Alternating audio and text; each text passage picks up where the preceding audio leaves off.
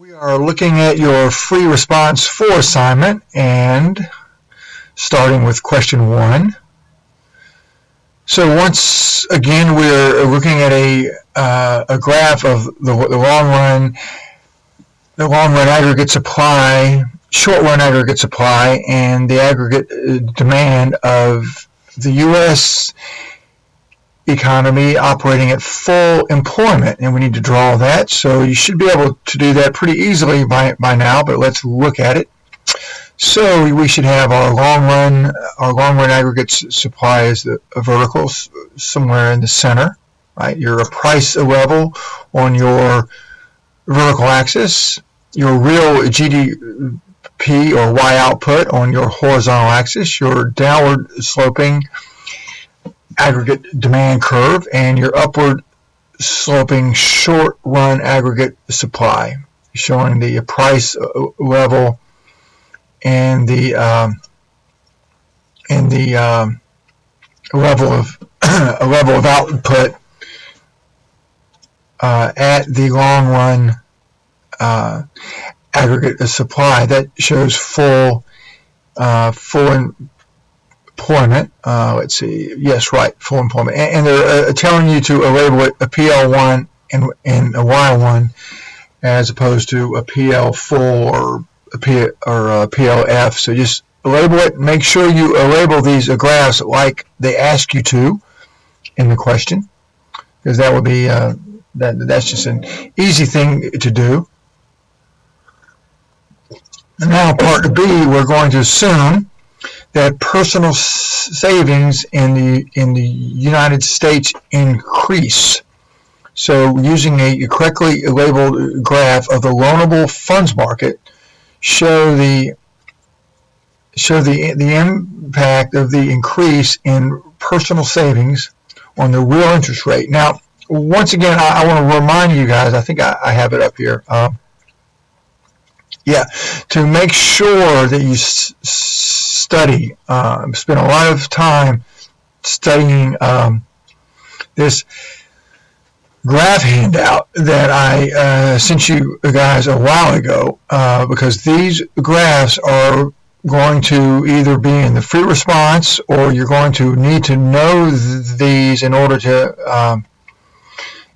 to answer several of the multiple choice questions.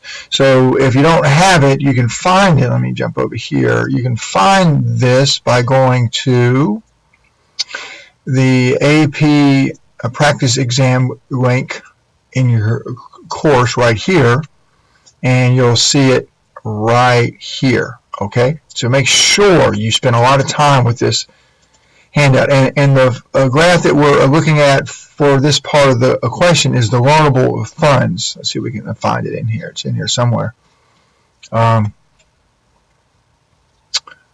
Right here. Okay, so you're going to want to have the real interest rate on the vertical axis, the quantity of loanable funds on the horizontal axis, and then you're going to want to have the supply of loanable funds and the downward sloping demand of loanable funds, and that should look like how we've drawn it here for your question is right here, because you want to show that the supply is going to shift to the right. The question actually says, let's see, where are we? Right, when the savings in the U.S.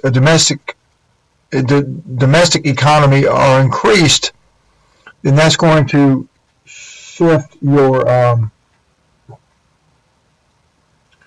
supply to the right, because now that there's going to be more money in the banks to loan out. So you should show that shift right here. Let me get this guy down. Whoa, let me do something here real quick. Okay, so you want to show that a shift, okay?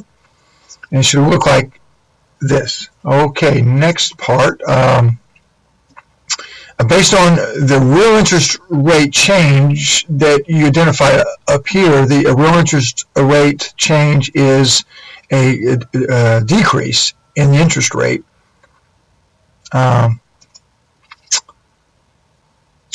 what will interest sensitive expenditures increase, decrease, or remain unchanged?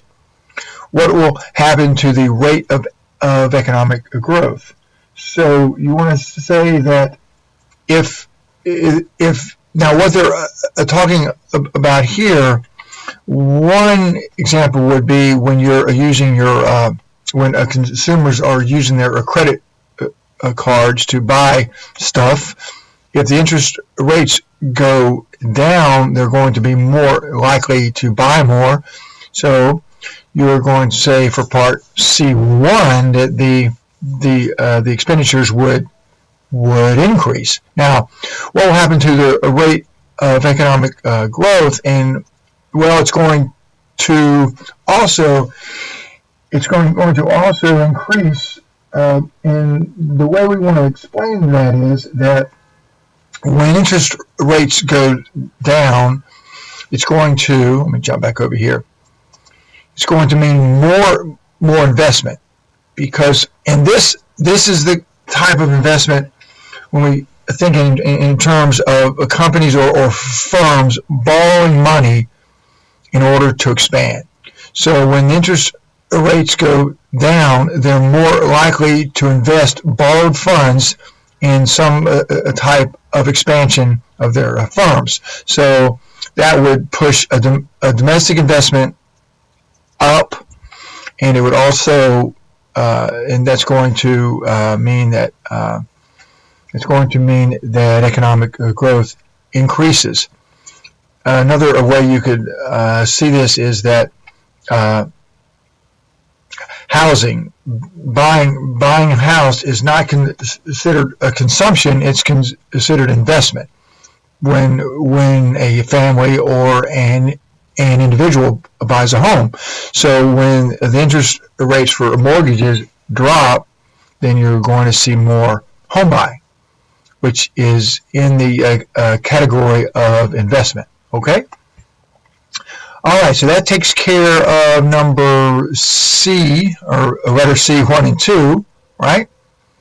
Now, D, assume that the real interest rate of the Eurozone increases relative to the real interest rate of the U.S. Okay, I'm going to come back on the next video and pick up on part D and E, because this is running kind of long.